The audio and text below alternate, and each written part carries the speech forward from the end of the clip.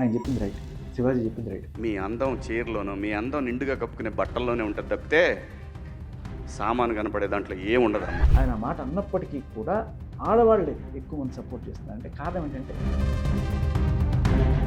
ఏ మా నామజపంలాగా బట్టలకి అత్యాచారానికి సంబంధం లేదు కాబట్టి మీరు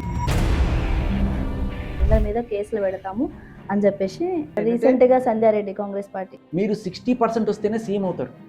అలాంటిది 90% ఆవిడ వెనకాల నిలబడినప్పుడు అభ్యంతకర బట్టలు వేసుకోకూడదు. అబ్సీన్గా rights comes with responsibility also. నమస్కారం అందరికీ, వెల్కమ్ టు క్యూటీవీ మీడియా. మీ అందరికీ తెలుసు, బయట ఏంటంటే బాగా డిస్కషన్ జరుగుతున్నాయి సోషల్ మీడియాలో. అంటే ప్రతి ఒక్కరు ఈ మధ్య కాలంలో ఏంటి అంటే ప్రెస్ మీట్లు చెప్పి మరి అంటే కేసులు పెడతాము, కేసులు పెడితే ఉన్న మాట చెప్పిన మాట అయితే వెనక తీసుకోలేరు కదా. అంటే మనం ఏం చెప్పామో కొంచెం ఆలోచించుకొని మాట్లాడాలి. దీని గురించే కరెక్ట్గా ఎవరైతే మాట్లాడతారో ఆ గెస్ట్ని తీసుకొచ్చేసాము. శేఖర్ భాష గారు, నమస్కారం అండి. నమస్తే. చూసే ఉంటారు మీరు, కొన్ని రోజులు రెస్ట్ తీసుకొని ఉంటారు ఈ యొక్క డిస్కషన్లో.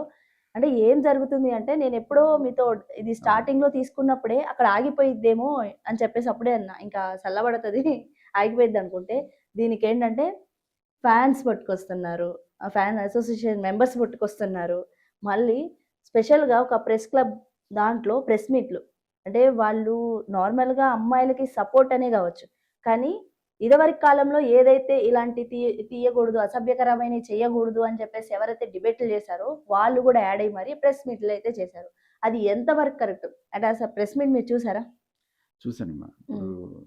విషయం ఏంటంటే, ఇది మీకు జరిగింది అనుకో, మీకు ఏదైనా అన్యాయం జరిగింది, అమ్మ నాకు అన్యాయం జరిగింది మీరు రండి, మీకోసం ప్రెస్ మీట్ పెట్టరు. ఓకే, ఉన్నోళ్ళ కథ వేరు, లేనోళ్ళ కథ వేరు.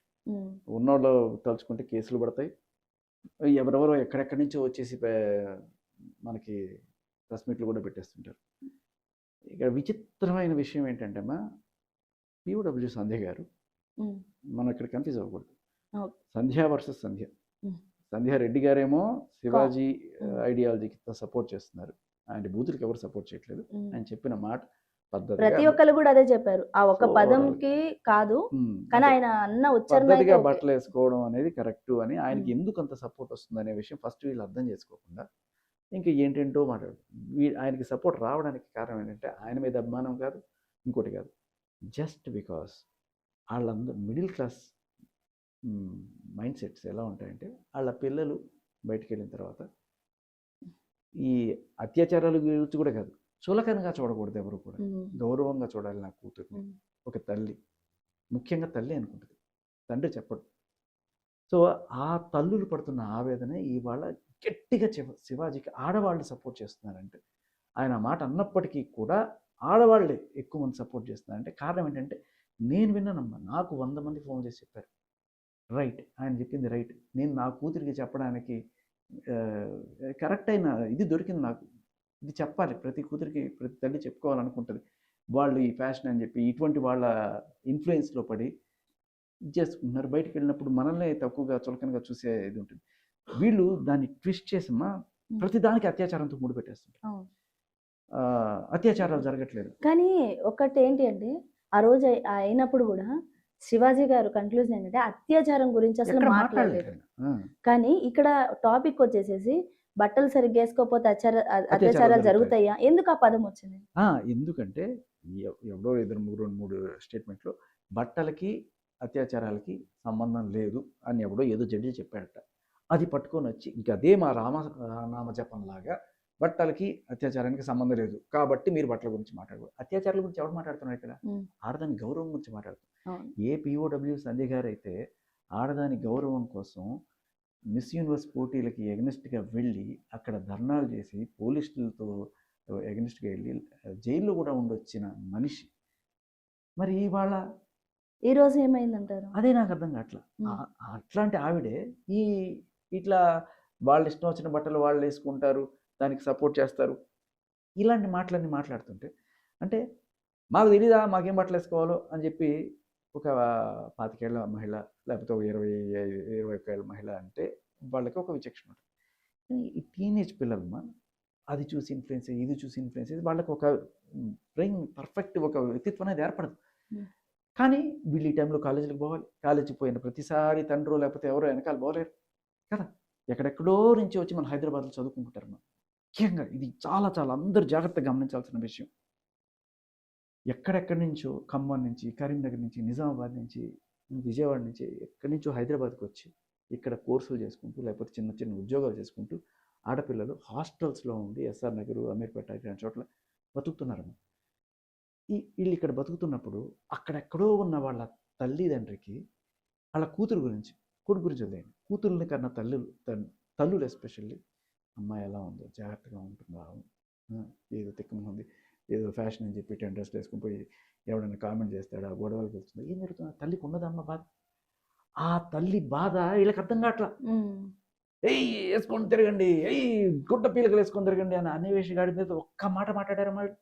అదే అర్థం కావట్లేదు. అంటే మీ ఇష్టం, నాగబాబు గారు అంటే మీ ఇష్టం వచ్చిన బట్టలు వేసుకొని తిరగండి, సెక్యూరిటీ పెట్టుకుని ఈయన ఇస్తాడమ్మా సెక్యూరిటీ. ఇదే కదా నేను అనేది. ఈ మైండ్ సెట్ వీళ్ళు అర్థం చేసుకోలేకపోతారు. Middle class, lower middle class people ఎక్కడి నుంచో వాళ్ళ పిల్లల్ని ఇక్కడ చదివించుకోవడం, ప్రతిరోజు ఆ తండ్రి వచ్చి ఇక్కడ చూడలేదు. వాళ్ళ ఆర్థిక స్తోమత అంత లేదు, వీళ్ళలాగా బెంజుల్లోనే తిరగలేరు, వెనకాల బౌన్సర్స్ని పెట్టుకోలేరు. వాళ్ళు ఎక్కడో ఉంటారు. ఇక్కడ ఉంటుంది కూతురు, ఓ 4 మంచి మాటలు చెప్దాం అని చెప్పి అనుకునే ఆ తండ్రి కూడా చెప్పడమ్మా. ఒక వయసు వచ్చిన పిల్లకి తండ్రి చెప్పడు. ఒకవేళ ఆయనకి ఏదైనా అనిపిస్తే తల్లితో చెప్పిస్తాడు. ఆయన చెప్పకముందే తల్లి చెప్తుంది.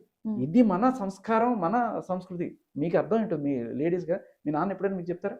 నాకు తెలియదు, అమ్మే చెప్తుంది. అంటే పర్సనల్గా చెప్తున్నాను. ఇప్పుడు మేము డిగ్రీలో ఉన్నా కానీ లేకపోతే ఏదన్నా ఉన్నా కానీ చున్నీ వేసుకొని వెళ్ళు బయటకి, అది జనరల్గా చెప్తారు నార్మల్గా. ఇది మిడిల్ క్లాస్లో ఫ్యామిలీస్ జరిగేది. బట్ ఏంటంటే ఇది ఎందుకు వీళ్ళు కూడా అదే స్టేజ్ నుంచి వచ్చినారు, బట్ ఇప్పుడు సంపాదించుకుంటున్నారు కాబట్టి ఇలా మాట్లాడుతున్నారు. అదే స్టేజ్ మీద ఒక అమ్మాయి ఎక్కి చున్నీ తీసేస్తే రాహుల్ రవీంద్రన్ గారు, చిన్మయ్ గారు, సో వీళ్ళది పోయేదే ఉందమ్మా. ఒక రకమైన అంటే వీళ్ళ దృష్టిలో మంచి అనిపించవచ్చు, బట్ మిడిల్ క్లాస్ పీపుల్ వాళ్ళ దృష్టిలో ఎలా ఉంటుందమ్మా?